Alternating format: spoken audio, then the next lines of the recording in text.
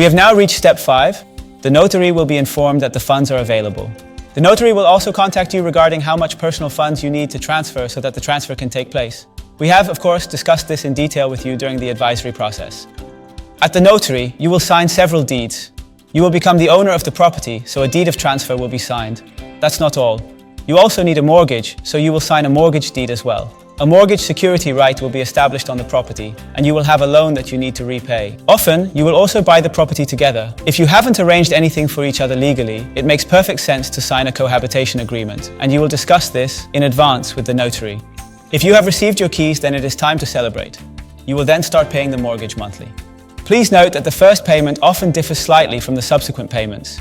You only pay after the first full calendar month has passed, and that amount is often higher than the direct debits that will follow. These were the 5 steps. Of course, you can always contact us in the future if you have questions about the mortgage, or if you want to increase your mortgage for a renovation, for example. Good luck with your search for a home.